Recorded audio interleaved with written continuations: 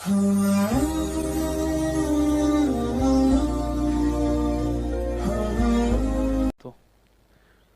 Rabbil Alamin, wassalatu wassalamu ala sayyidil mursalin wa ala alihi wa ashabihi wa li baitihi wa dhurriyyatihi ajma'in. Bismillahilladzi la yadurru ma'a ismihi syai'un fil ardi wa la fis sama'i as-sami'ul 'alim. Bismillahi na'udzu bi kalimatillahi tammati min syarri ma khalaq. Bismillahi nu'izu anfusana wa ahalina wa dhurriyyatina wal hadirin wal musyarikin wal muhibbina wal mustami'in bi kalimatillahi tammati min syarri ma khalaq. Sahabat-sahabat dimulakan Allah, mari kita sama-sama meminta kepada Allah supaya Allah meridhai kita, meridhai orang-orang yang hidup bersama kita, meridhai orang-orang yang berkhidmah untuk rumah-rumah Allah, untuk mengembangkan ilmu-ilmu Allah. Untuk mereka mari kita bacakan surah Al-Fatihah. A'udzubillahi bismillahirrahmanirrahim. Ya kana mudiyana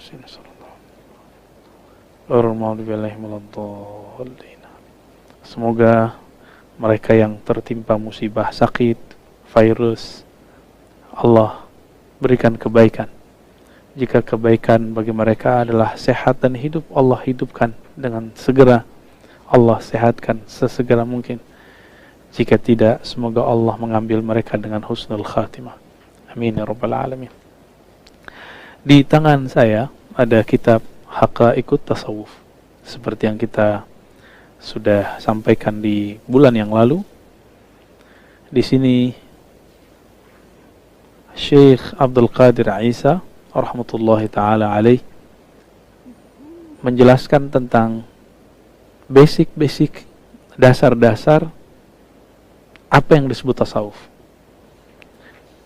Maka pada bab kedua beliau menyebutkan judul bab Al-Manhaj Al-Amali fi Tasawuf. Manhaj amali. Apa arti manhaj? Manhaj itu sistem berpikir, struktur berpikir. Manhajnya sufi itu bukan manhaj kalam, berbicara nazari, teoritis, tidak. Tapi manhajnya amali, praktek. Apa saja itu? Ada 8. Pertama, suhbah, berguru, nggak banyak teori, langsung berguru. Yang kedua, siapakah orang yang layak dijadikan guru? Disebut al-waris al-muhammadi. Yang ketiga, akhdhul ahad, kontrak belajar dengan guru. Kemudian al-ilm, ilmu mengenai apa yang diamalkan dari guru. Ada mujahadatun nafs, nah ini sangat penting sekali. Mujahadah, latihan untuk mengendalikan nafs, sisi keegoan kita. Nafs tidak mungkin kita bunuh kecuali dengan kematian. Maka selama hayat kita masih ada pada badan ini, kita tidak boleh membunuh nafs, jiwa, ego. Tapi yang ada adalah mengendalikannya.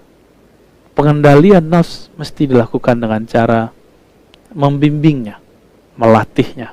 Maka orang yang tidak pernah melatih nafsnya akan senantiasa menjadi sibaiyah, menjadi karakter yang sangat buas, karakter yang disebut bahimiyah, karakter yang kita artikan sebagai karakter binatang ternak.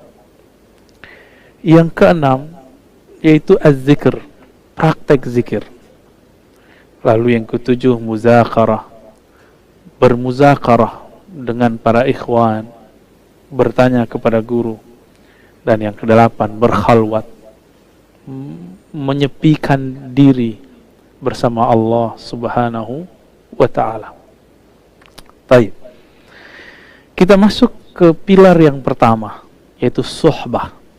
Suhbah dari bahasa Arab, ya, sahiba yashabu, suhbatan,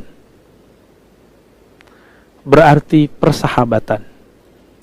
Persahabatan hakiki adalah persahabatan yang membuat karakter sahabat itu mempengaruhi jiwa kita. Maka al-mar'u ala dini khalilih, begitu dalam hadis Abu Daud. Seseorang itu karakternya akan sama seperti karakter sahabatnya. Jadi jika bertanya tentang seseorang, jangan tanya tentang dia, tanyalah komunitasnya, tanyalah dengan siapa dia berkawan, tanyalah dengan siapa gurunya. Kata suhbah sudah menjadi bahasa Indonesia, yaitu sahabat. Namun sahabat dalam bahasa Indonesia lebih kepada teman. Tapi suhbah dalam bahasa tasawuf bisa berarti berguru, bisa juga berarti berteman. Suhbah ini teman-teman dimakan Allah,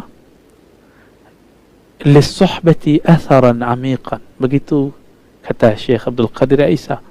Suhbah itu mempunyai pengaruh yang luar biasa kepada syakhsiyatil mar'i wa akhlaqihi wa suluki, kepada pembentukan sosok kepribadian seorang murid,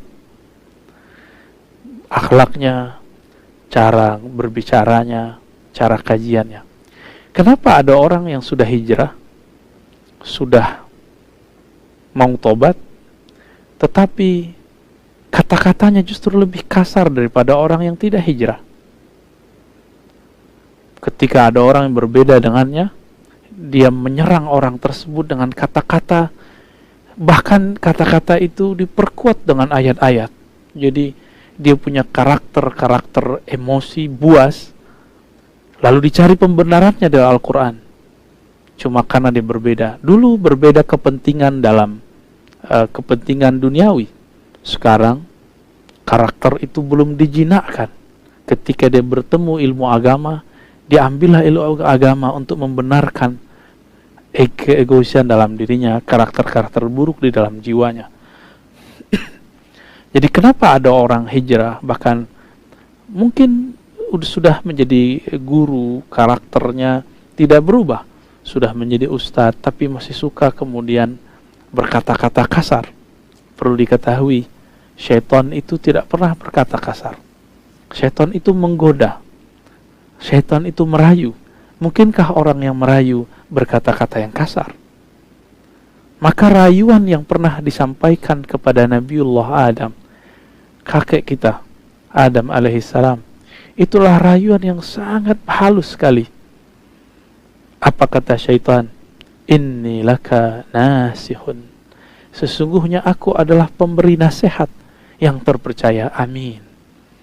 Begitu iblis mempromosikan, membranding dirinya, sehingga Nabi Adam pun karena tahu, oh iblis ini orang yang sudah tua di surga, perlu dipertimbangkan kata-katanya. Namun ketika Nabiullah Adam terusir dari surga, apakah beliau menyalahkan iblis? Tidak. Beliau menyalahkan dirinya sendiri. Rabbana zalamna. Kenapa Sayyidina Adam tidak menyalahkan iblis? Karena waktu tergoda, Nabi Adam tidak lagi mempunyai karakter hewan ternak, yang tamak, hewan buas yang emosional. Bahkan meskipun terpedaya, tapi karakter iblis alhamdulillah tidak menempel pada diri beliau. Makanya Nabiullah Adam tidak menyalahkan siapa-siapa, justru menyalahkan dirinya sendiri. Jika benar kita ini keturunan Nabi Adam, jika kita mengalami keterpurukan, terjebak pada sebuah kesalahan, jangan salahkan siapapun, salahkan diri kita sendiri. Sahabat-sahabat dimulakan Allah,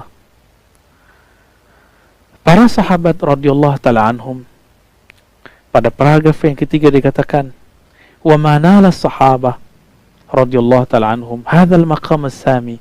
Para sahabat tidak sampai kepada makom tingkatan yang tinggi ini, wa darajat rafi'ah ba'dan kanu fi zulumatil jahiliyah, setelah mereka berada dalam kegelapan akhlak orang jahiliyah, illa bi musahabatihim li Rasulillah sallallahu alaihi wasallam wa mujalasatihim lah, kecuali setelah mereka suhbah dan julus kepada Nabi, suhbah berguru kepada Nabi, duduk bersama Nabi dan mendengarkan kata-kata Nabi.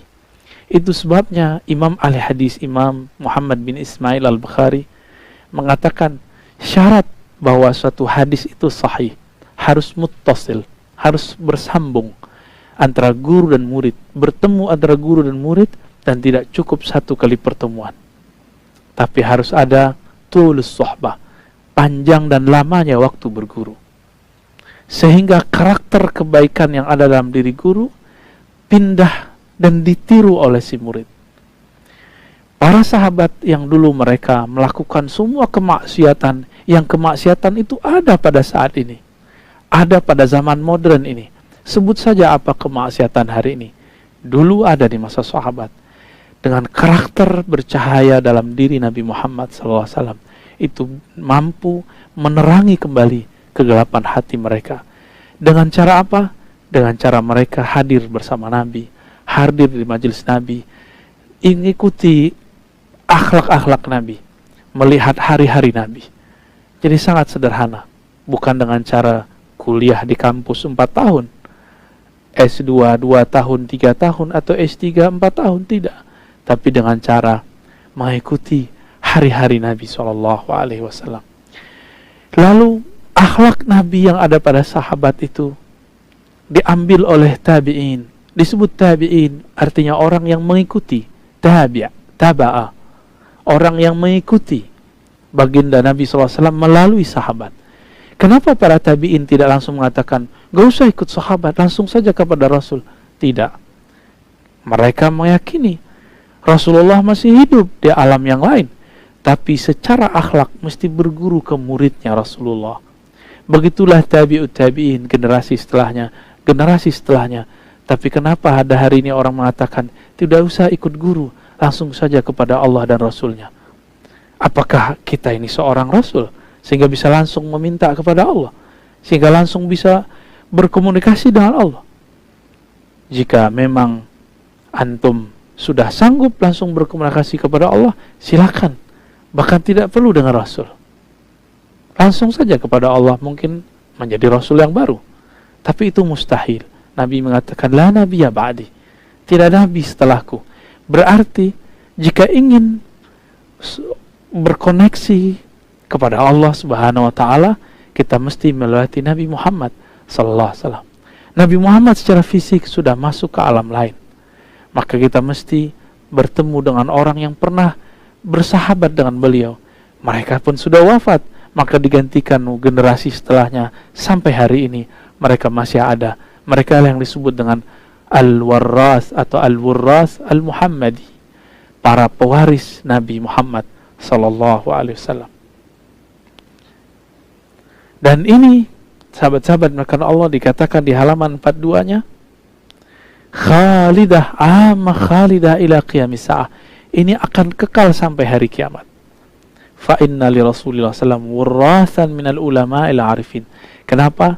Inilah perbedaan umat Muhammad dengan umat selainnya. Umat Nabi Muhammad mempunyai pewaris-pewaris yang bersanad bersilsilah sampai akhir zaman. Mereka lah orang-orang yang arifina billah, yang mengenal Allah, bukan sekedar mengenal kitab-kitab, bukan sekedar yang mampu berdiskusi, tapi mereka adalah orang-orang yang mewarisi cahaya dari kalbu Nabi Muhammad sallallahu alaihi wasallam. Ya. Jadi mereka tidak hanya mewarisi gelar. Maka tidaklah penting gelar doktor, gelar MA, gelar LC, gelar sarjana, jika itu cuma membuat orang pintar berbicara, tapi tidak berpintar dalam bersuhbah, tidak pintar dalam berakhlak.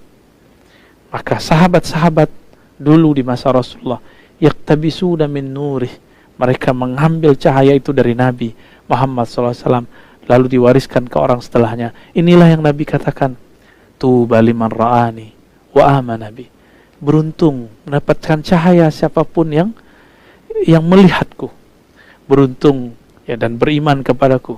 Beruntung juga siapa yang menjadi murid mereka, lalu murid mereka dan murid-murid terus sampai kemudian sampai akhir zaman. Alhamdulillah Allah izinkan kita berguru kepada orang-orang yang mempunyai silsilah keilmuan kepada baginda Nabi Muhammad sallallahu alaihi wasallam. Dan ini teman-teman yang dimuliakan Allah, tidaklah dapat diperoleh dengan sekedar membaca kitab, dengan sekedar hanya membaca Quran sendiri.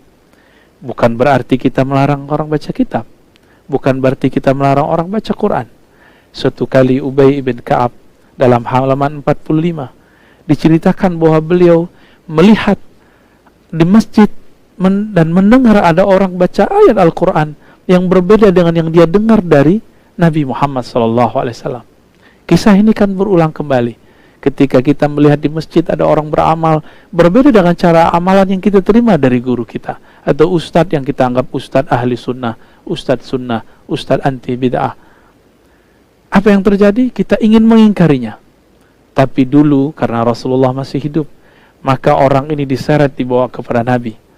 Ini juga terjadi pada Sayyidina Umar. Sayyidina Ubay juga sama. Ketika datang kepada Rasulullah, Rasulullah tidak langsung menghakimi apa yang dilakukan oleh Nabi. Nabi kemudian mengatakan kepada mereka berdua, kamu bacakan apa yang kamu hafal dari Quran. Kamu juga bacakan. Mereka masing-masing membacalah.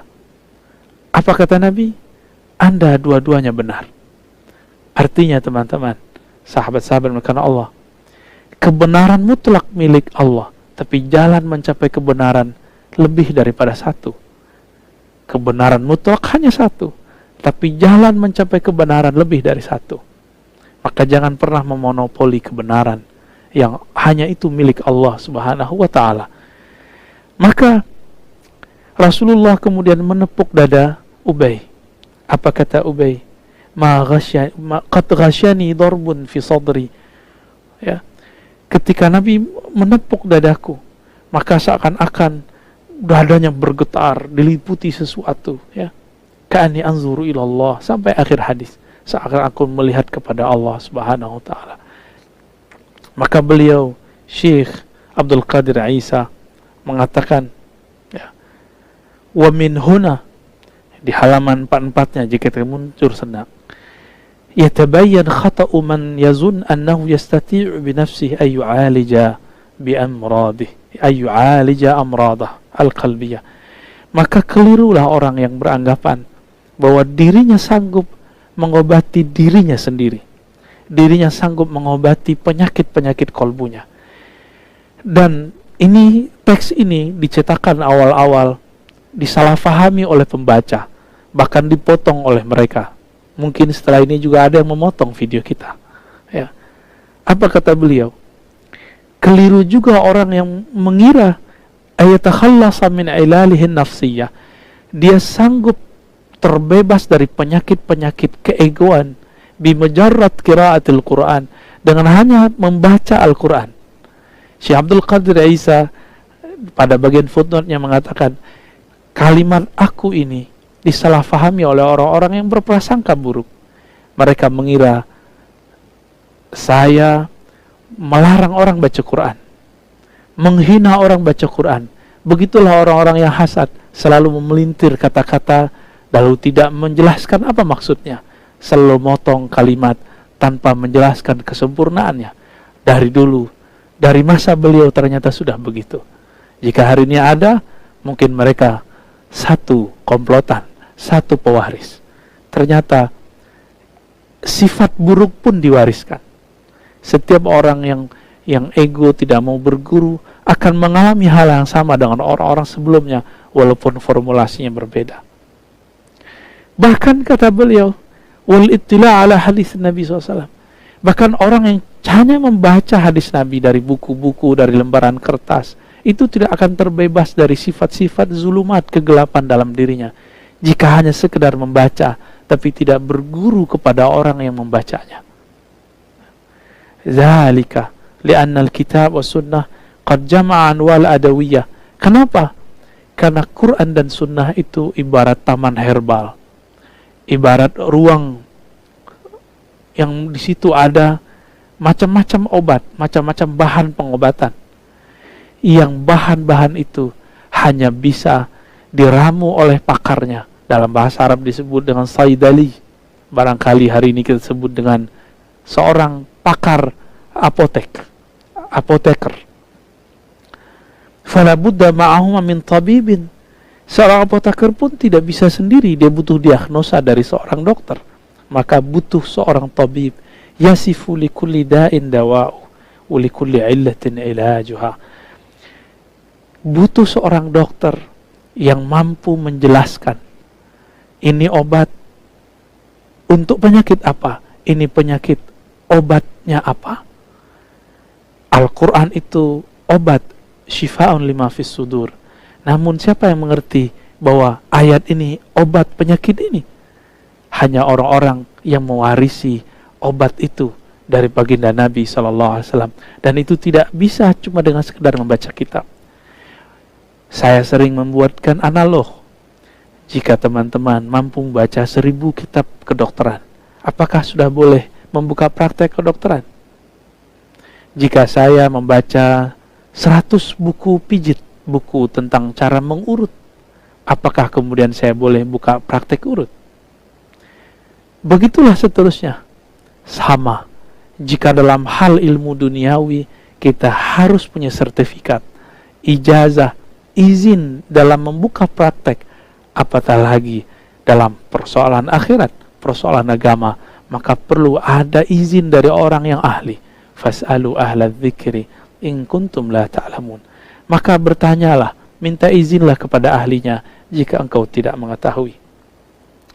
Lalu dari kisah Sayyidina Ubay tadi, Syekh Abdul Qadir Isa mengatakan, "Walihada lam yastati ashabu Rasulillah sallallahu alaihi wasallam ayutabbibu nufusahum bimujarrad qiraatil Quran." Inilah istinbat, inilah penggalian hukum yang luar biasa dari seorang yang mengerti rahasia-rahasia hadis. Apa kata beliau?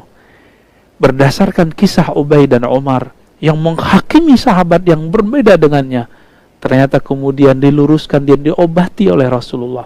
Ini bukti hatta sahabat Nabi tidak sanggup mengobati dirinya sendiri, apalagi saya, apalagi kita. Walakinnahum lazamu mustashfa Rasulillah. Ini bahasa majazi. Lalu mereka bermulazamah. Apa arti mulazamah? Membersamai, mengikuti, atau menginapkan diri mereka pada rumah sakit Rasulullah SAW. Mustashfa. Tapi ini bahasa majazi. Fakana huwal muzakki lahum wal musharrif ala tarbiyatihim wal musyrif ala tarbiyatihim. Maka Rasulullah sallallahu alaihi wasallam yang kemudian membersihkan kotoran-kotoran di kalbu mereka, membimbing rohani mereka. Inilah yang disebut at-tabib ar-ruhi, guru yang menjadi obat penyakit-penyakit rohani. Inilah makna surat Al-Jumu'ah yang biasa kita baca. Huwallazi ba'atha fil ummiyina rasulan minhum. Dialah yang mengutus seorang nabi, seorang rasul dari kalangan yang ummi. Yatlu alaihim ayatih, mengalirkan bacaan ayat-ayat Allah kepada mereka. Wa yuzakkihim, lalu membersihkan mereka. Wa yu'allimuhumul kitab wal hikmah, baru mengajarkan mereka kitab dan hikmah. Kita terbalik, kita ajarkan dulu dalil, baru dibersihkan kolbu. Tapi sebelum kolbu bersih, orangnya sudah merasa bersih, akhirnya tidak kunjung bersih kolbunya. Ketika dia menjadi da'i, jadi ustadz, maka penyakit-penyakit kolbu yang belum dibersihkan itu terbawa dalam pengajarannya, terbawa dalam bimbingannya. Jika karakter emosinya belum dibereskan, belum diobati, maka dia mengajar dengan keemosian. Jika karakter kasarnya, kata-kata yang menjijikkan, kata-kata menghardik belum dibersihkan dari kolbunya, dia jadi ulama, jadi ustadz, maka dia akan menghardik siapapun yang berbeda dengannya. Na'udzubillah min dzalik. Maka beliau mengatakan berdasarkan ayat ini, fatazkiyatu syai' wa ta'limul Quran syai' akhar, halaman 46. Penyucian jiwa itu sesuatu bab yang tersendiri. Wa ta'limul Quran syai', mentransfer knowledge, keilmuan tentang Quran itu bab yang berbeda, tidak boleh disamakan, ya.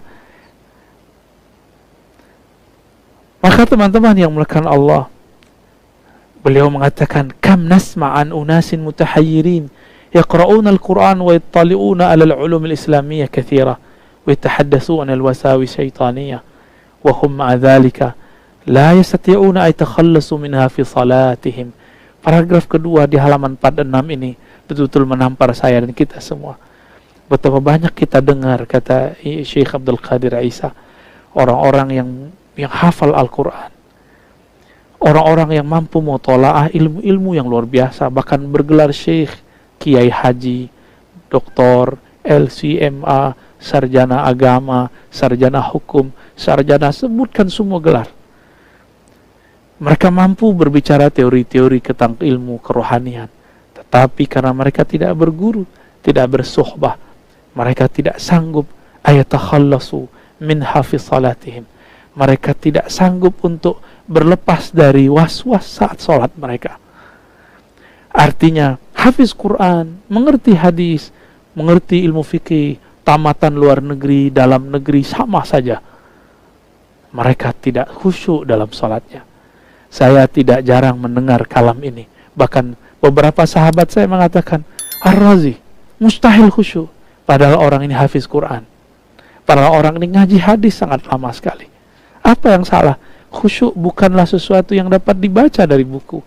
Khusyuk itu adalah ahwal rohani yang mesti ditimba dari ahli rohani. Siapa yang tidak pernah menimbanya dari mereka, dia tidak akan pernah minum rasa nikmatnya khusyuk kepada Allah Subhanahu wa ta'ala. Orang yang membaca tentang nikmatnya menikah dari buku, dia membaca 1000 buku, mendengarkan 1000 podcast tentang pernikahan, ikut training 100 kali training pernikahan, tapi dia tidak pernah menikah. Dia tidak akan merasakan indahnya menikah. Lebih kurang seperti itu analognya yang dapat kita katakan. Fa idza thabata fi tibbil hadits anna al-insan la yastati' an yutabbiba nafsahu bi nafsihi walau qara'a kutub at-tibb. Jika memang benar demikian, dalam ilmu kedokteran modern, seseorang pun tidak sanggup mengobati diri sendiri, walaupun dia membaca buku-buku dokteran. Ya, balabudallahu min tabibin yakshifu khafaya ilali. Dia mesti punya guru, punya dokter, punya terapis yang bisa nanti mengetahui masalah di badannya. Begitulah dalam perkara qalbiyah, dia mesti ketemu al-tabib al-muzakki, orang-orang yang dapat menyembuhkan kalbunya. Maka teman-teman yang melakukan Allah, jika saya sadar badan saya tidak sehat, saya datang kepada dokter. Betapa tidak adilnya kita semua. Sholat tidak khusyuk, berarti kalbu berpenyakit. Ada orang berbeda dengan kita, lalu kita benci dan kita ingin menyerangnya, anti kritik.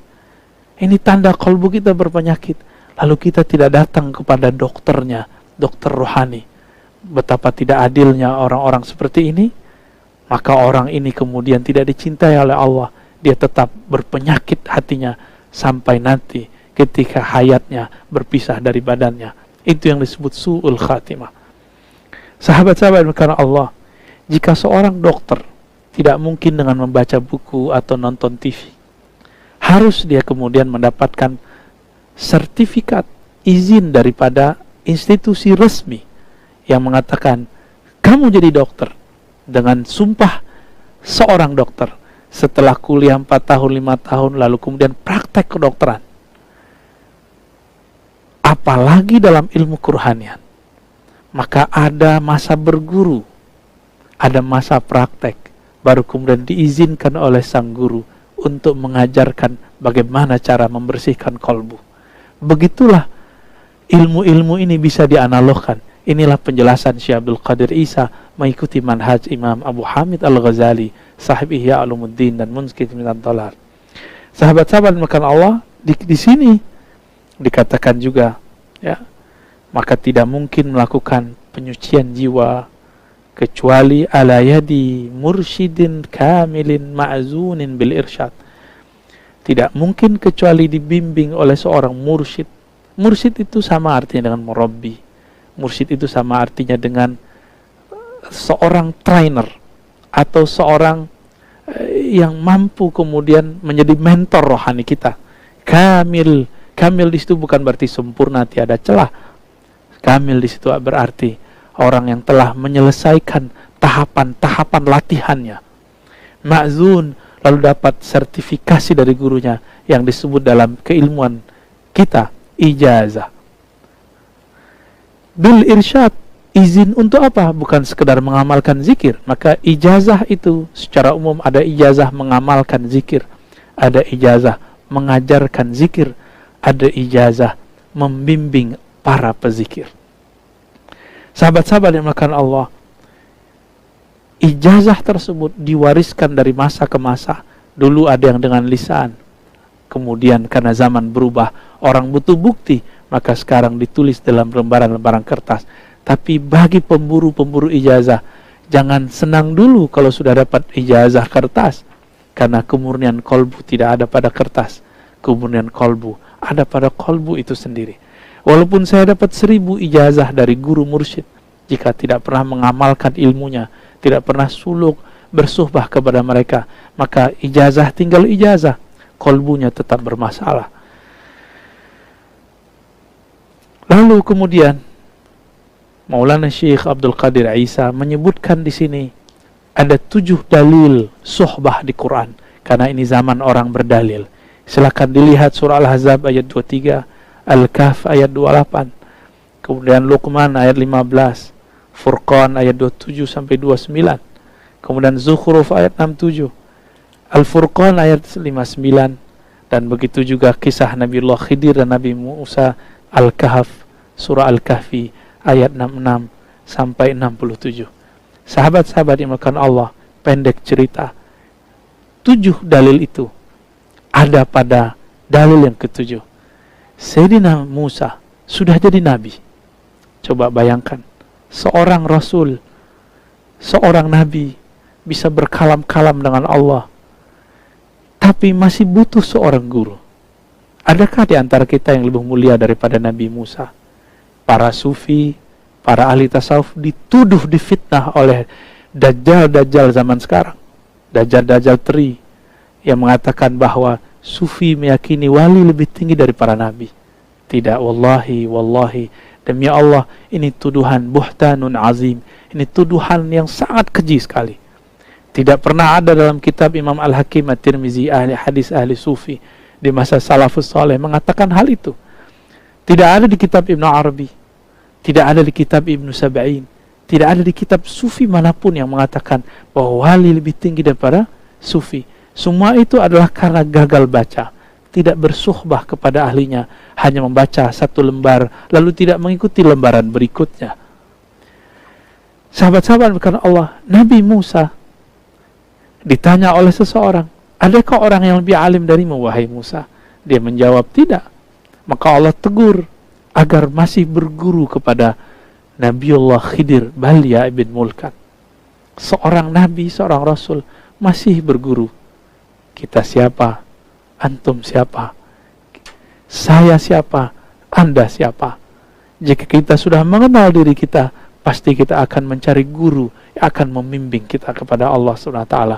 Imam Ghazali, Abu Hamid Al-Ghazali masih berguru kepada Yusuf An-Nasaj, kemudian Abu Ali Al-Farmadi, dan guru-guru yang lain. Imam Ghazali hafal ribuan hadis. Semua dalil kitab Ihya beliau hafal, karena beliau ahli hadisnya hanya sampai pada level ahli hadis versi ahli fikih. Maka beliau menghafalkan matannya, teksnya, tapi tidak menghafalkan sanadnya. Berbeda dengan Ibnul Jauzi yang mengkritisi Imam Ghazali, hafal sanad dan matannya. Tapi zaman hari ini cuma mengajarkan arba'in 42 hadis disebut ustadz sunnah. Ya, orang cuma baca kitab Sahih Bukhari dianggap sudah langsung berbicara kepada Nabi atau langsung bisa berguru kepada Nabi. Betapa jauhnya manhaj kita dengan manhajnya ulama-ulama terdahulu. Sahabat-sahabat yang dimuliakan Allah, apa kontrak belajar antara Nabi Musa dan Nabi Khidir? Kata Nabi Musa dengan rendah hati beliau berkalam dalam surah Al-Kahfi ayat 66. Di kitab ini halaman 47. Hal attabi'uka ala an tu'allimani mimma ulimta rushda. Apakah engkau perkenankan aku, wahai Balya Khidir, agar engkau mengajariku apa-apa yang Allah ajarkan kepada engkau daripada rushda, petunjuk-petunjuk. Maka seorang guru yang mampu memberikan rushda disebutlah guru itu mursyid. Rasyada, ya, yang kemudian fa'ilnya disebut rasyid atau arsyada, yurshidu, irsyadan, fahuwa mursyidun. Mursyidnya Nabi Musa adalah Nabiullah Khidir alaihissalam. Maka gelarnya Nabiullah Khidir Syekhul Anbiya wa Syekhul Awliya. Syekhul Anbiya siwa Muhammadin, Syekhul Awliya kullihim. Guru para nabi selain Nabi Muhammad, gurunya para wali, semuanya wali-wali yang tinggi. Berkata Nabiullah Khidir alaihissalam, innaka lan tastati'a ma'iya sabra. Kamu tidak akan sanggup bersamaku untuk sabar. Zaman sekarang orang-orang yang tidak memahami bab ini kemudian menuduh Nabi Khidir masih sudah mati dan wafat. Teman-teman, hitunglah kapan Zulkarnain hidup, lalu hitunglah jaraknya dengan Nabi Musa. Jika kita menghitung umur manusia biasa, tentu beliau sudah tidak bertemu dengan Nabi Musa. Nabi Musa tidak bertemu dengan beliau karena sudah mati. Zulkarnain sudah mati, tapi Nabiullah Khidir masih bisa ditemui oleh Nabi Musa. Maka ini dalil yang cukup untuk membersihkan cara berpikir kita yang tidak benar, yang mengatakan dengan tergesa-gesa dan emosi bahwa Khidir sudah mati. Betapa tidak beradabnya orang ini kepada Nabi Musa. Seandainya kalam ini kita pakai bahwa setiap masa kemudian orang akan mati, tidak, Nabi Khidir telah minum ma'ul haya, air kehidupan. Maka Nabi Musa mati, beliau tidak mati. Sahabat-sahabat yang dimuliakan Allah, nanti di waktu tertentu kita akan membahas satu kitab yaitu yang berjudul Az-Zahrun Nadar fi Halil Khidir, ya, tentang bagaimana ahwal Khidir yang ditulis oleh Imam Al-Hafiz Ibn Hajar Al-Asqalani, insyaallah tabaraka wa ta'ala. Lalu beliau menyebutkan dalilnya sebenarnya banyak di Quran, ada ratusan, begitu juga hadis ratusan, kemudian disederhanakan dalam hadis menjadi 6 dalil. Hadis pertama, Nabi mengatakan masalul jalis salih wa jalis su kamasalil misk wa nafihil kir. Ya, orang yang punya teman yang baik dan yang tidak baik seperti berteman dengan penjual parfum, yang satu lagi ahli besi, tukang besi. Walaupun tidak ikut menjual, tapi ikut harum. Walaupun tidak ikut mengerjakan, melakukan apapun terhadap besi, tidak pandai besi, jika kita mendekat pasti ada bau logam menempel di badan. Maka sahabat-sahabat karena Allah, kita adalah sahabat kita. Siapa sahabatmu? Itulah akhlakmu. Kemudian dikatakan dalam hadis Nabi SAW, riwayat Abu Ya'la dengan riwayat yang sahih, Ibnu Abbas meriwayatkan bahwa ada yang berkata kepada baginda Nabi, ayyu julasa'una khair, wahai Rasulullah, siapakah teman yang bisa kami jadikan tempat bergaul, tempat duduk bersama? Apa kata Nabi? Man zakarakumullah ru'yatuh, orang yang jika engkau memandangnya, memvisualisasinya, mengenangnya, mengingatnya, membuat engkau mengingat Allah subhanahu wa ta'ala. Inilah dalil rabitah. Hadis semakna diriwayatkan oleh Imam Abu Nuaim, Imam Ahmad, Imam Hakim dengan lafaz yang berbeda-beda. Sedangkan di lafaz ini ada tambahan, wazada fi ilmikum mantiqu, jika dia berbicara kalamnya menutrisi keilmuanmu. Wa zakarakum fil akhirati amalu, jika engkau lihat amalnya, akhlaknya, membuat kamu mendapatkan zat, bekal di akhirat. Sahabat-sahabat dimuliakan Allah. Kemudian dalam hadis yang keempat kita loncat, Nabi SAW mengabarkan nanti di akhirat akan ada sekelompok orang bukan nabi, bukan syuhada, tapi mereka dikagumi oleh para nabi dan para syuhada. Mereka mempunyai posisi manzilah makan, posisi yang tinggi di hadirat Allah Subhanahu wa taala. Lalu mereka bertanya, "Ya Rasulullah, fakhabbirna manhum."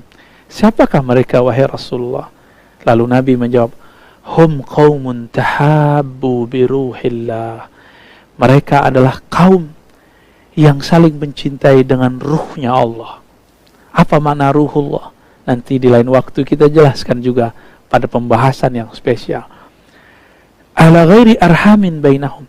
Walaupun mereka bukanlah persaudaraan biologis, bukan keturunan yang sama, mereka beda jenis, beda ras, beda bangsa. wala amwal yata'atuna bainahum, ya. Mereka juga bukan orang yang bersahabat, berkumpul karena ada orang kaya yang berbagi harta di situ. Artinya mereka berkumpul bukan masalah fulus duniawi. Fa wallahi inna wujuhahum lanurun. Nabi bersumpah, jarang-jarang Nabi bersumpah, demi Allah wajah mereka adalah cahaya. Wa innahum la'ala nur, bahkan cahaya di atas cahaya. Wa la yakhafuna idza khafan nas. Di saat manusia ketakutan, mereka tidak takut. Di saat manusia sedang bersedih, mereka tidak bersedih. Lalu beliau membacakan ayat, ala inna awliya Allah la khawfun alaihim walahum yahzanun. Ketahuilah para wali-wali Allah itu nanti tidak ada rasa takut pada mereka, tidak ada kesedihan. Sebagaimana di bumi mereka tidak takut dihujat, maka di sana pun mereka tidak takut mengalami apapun. Surat Yunus ayat 62. Sahabat-sahabat melakukan Allah, tidak jarang ada orang mengancam kita dalam berdakwah. Nanti saya akan menjadi saksi di padang mahsyar untuk memenjarakan, memasukkan kamu ke neraka. Boro-boro mau jadi saksi orang, kita sendiri belum tentu bisa mengurus diri, bersaksi untuk diri sendiri. Jaga kalam kita, jangan beragama dengan emosi. Jangan-jangan kita yang salah. Sahabat-sahabat yang melakukan Allah, karena hari ini orang tidak faham bab suhbah, maka yang bukan ulama dianggap ulama, yang ulama dianggap bukan ulama. Orang yang dari kecilnya sekolah keagamaan sampai S3-nya di ahli tafsir di negeri ini, dihormati orang ini di Al-Azhar, dihormati orang ini di kancah internasional, tapi di negerinya sendiri dihujat, dituduh Syiah, dituduh liberal, dituduh cuma karena ada satu perbedaan-perbedaan yang perbedaan itu sudah dimaklumi oleh ahli ilmu. Tapi ada satu orang yang berbeda dengan negerinya, yang membela Al-Qaeda, teroris, yang tidak bersumber, tidak sekolah keagamaan, cuma karena hafal indeks-indeks Al-Quran, lalu kemudian banyak orang terkagum dengannya, itu kemudian dipuja-puji. Ketika ada yang mengkritiknya, maka kita kemudian dicaci maki. Sahabat-sahabat makan Allah, kritik itu biasa. Jika masuk ke ranah ilmiah, maka kritik adalah satu yang wajib. Saya ketika skripsi, saya dikata-katai oleh dosen saya. Ketika S2 tesis, lebih gila lagi. Ketika S3, lebih dahsyat lagi. Bahkan dikata-katai, kamu nih bodoh, tulis apa? Itu biasa. Dan itu tidak membuat kita kemudian dendam kepada orang. Namun orang beragama hari ini beragama dengan emosinya. Mungkin pada awalnya dia seorang yang emosional, ketika memakai baju agama, emosinya kemudian dicari pembenaran dari ayat-ayat Al-Quran. Maka kami mengimbau diri kami sendiri dan kita semua, hati-hati dalam bersahabat, hati-hati dalam bersuhbah, bermanhaj. Jangan salah berguru, jangan salah berkomunitas. Sahabat-sahabat yang melakukan Allah, beliau menyebutkan di sini beberapa hadis. Lalu ada satu kisah yang paling gampang, jalan pintas menuju Allah. Abu Dzar Al-Ghifari datang kepada Nabi, lalu mengatakan, ya Rasulullah, ar-rajul yuhibbul qaum wa la yastati'u ya'mal amalahum. Ada orang, wahai Rasulullah, maksudnya diri sendiri, mencintai seseorang tapi tidak sanggup mengikuti amalannya. Apa kata Nabi? Nabi faham maksud Abu Dzar. Abu Dzar ini dari Bani Ghifar, kalamnya halus, tidak berani berbicara secara terbuka. Mereka orang-orang yang educate. Di zaman orang-orang Mekah saat itu sudah menyembah berhala, mereka masih menyembah Allah dalam agama yang hanif. Apa kata Nabi? Anta ya Aba Dzar. Ketika Abu Dzar menggunakan kata kiasan, Nabi langsung menjelaskan secara terbuka, wahai engkau, wahai Abu Dzar, ma'aman ahbabta, akan bersama siapapun yang engkau cintai. Jika cinta dengan Nabi, akan bersama dengan Nabi. Mana bukti cinta kita kepada Nabi? Sudahkah kita bersolat kepada Nabi? Sudahkah meniru akhlak Nabi? Nabi ketika dicaci maki tidak balas mencaci maki.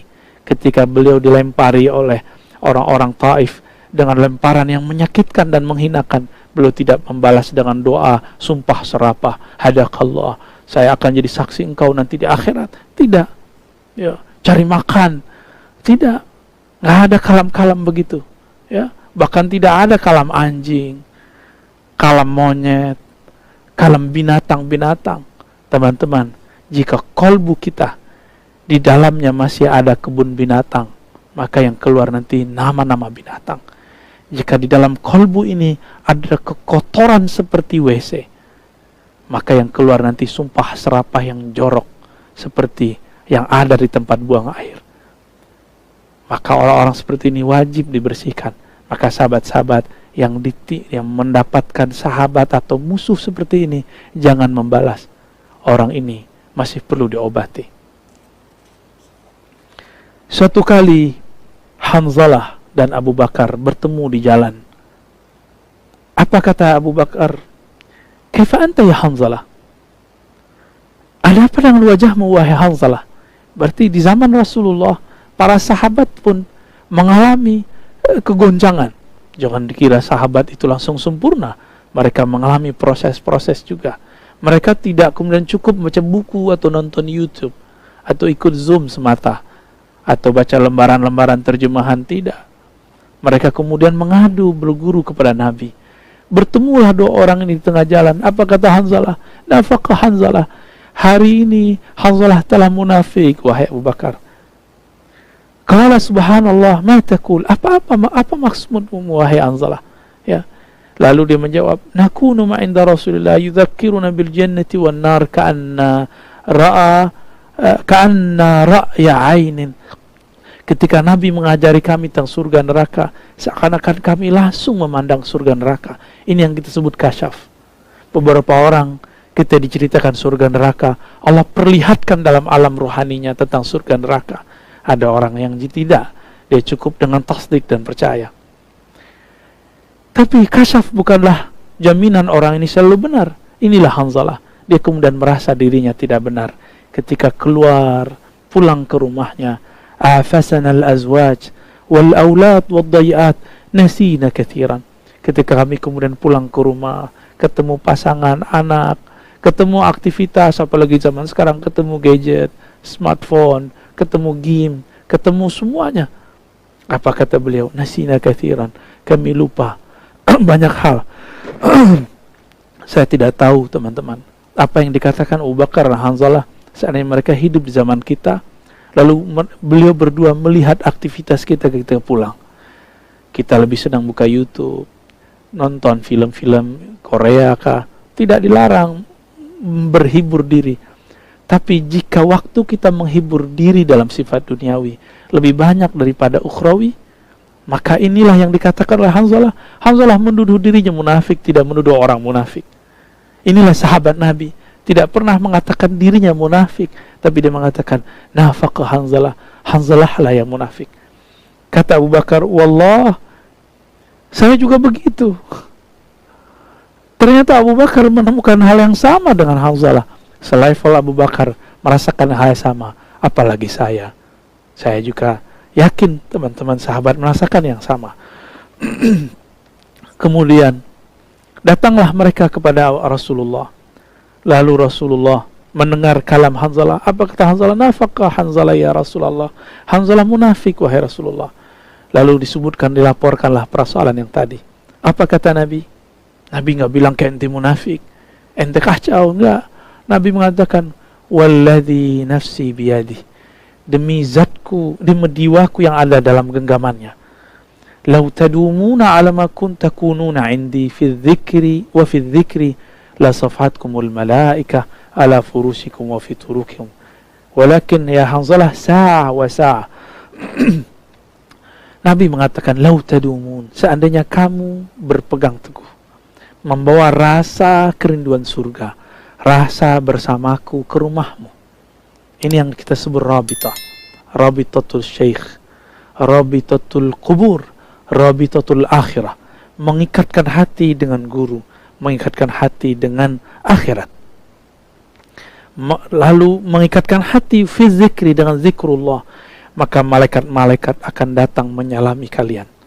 Baik furusikum, di atas tempat tidur kalian, dan di jalan kalian. Apa maksudnya? Dua tempat ini teman-teman adalah dua tempat yang paling mudah orang lalai.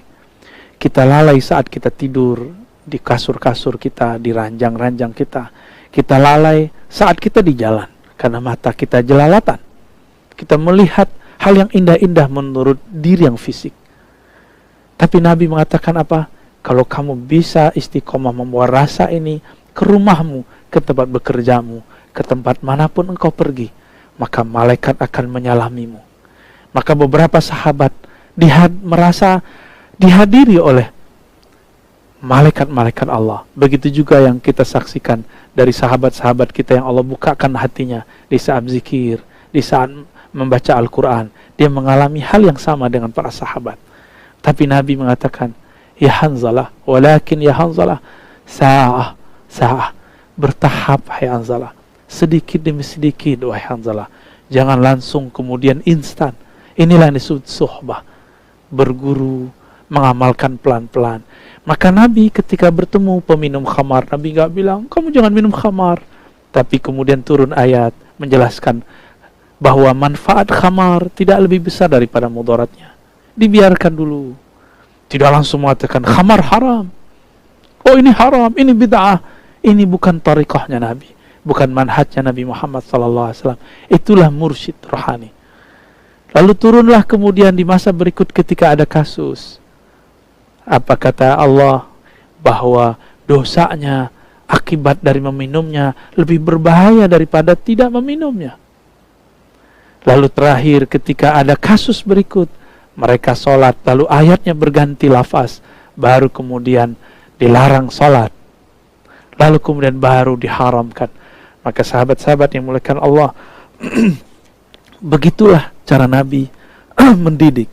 Mulailah kenalkan seseorang kepada Allah, lalu ajarkan pelan-pelan membersihkan dirinya. Dulu seorang ulama, pendiri Institut Ilmu Al-Quran dan PT IKI, ya, dua lembaga besar di Indonesia ini, yang S1, S2, S3-nya, yang sekarang saya mengajar di salah satu lembaganya, bernama Syekh Kiai Haji Ibrahim Hussein. Beliau mempunyai tradisi seperti kiai kebanyakan di Pulau Jawa, di Nusantara ini, yaitu syurbud dukhan, mengkonsumsi rokok. Lalu beliau sakit, datang kepada dokter. Dokternya mengatakan berhenti. Karena beliau menghargai ilmu seorang dokter ini, maka beliau berhentilah secara mendadak, tidak bertahap. Apa yang terjadi? Sakitnya bertambah parah, badannya bertambah lemah, nafsu makannya tidak ada, wajahnya terlihat lesu, tubuhnya lunglai. Karena masalah ini akhirnya beliau datang lagi ke dokter, dicarilah dokter, ketemulah dokter yang lebih senior. Apa kata dokter ini? Siapa yang melarang Pak Kiai untuk merokok? Secara mendadak. Lalu kemudian beliau merahasiakan nama dokternya. Kata si dokter senior ini, itu dokter baru praktek, dia belum mengerti cara menterapi orang, jam terbangnya belum banyak. Pak Kiai kalau mau berhenti, bertahap. Kembalilah merokok, tinggalkan secara bertahap, sehingga kemudian dia bisa terbebas secara mutlak. Ternyata terapi orang narkoba juga sama. Terapi orang-orang kecanduan minum juga sama. Terapi orang yang terkena penyakit maksiat juga sama.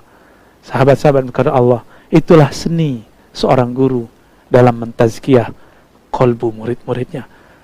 Maka di sini di halaman 50 sampai akhir bab, beliau menjelaskan tentang kalam-kalam ulama mengenai pentingnya berguru.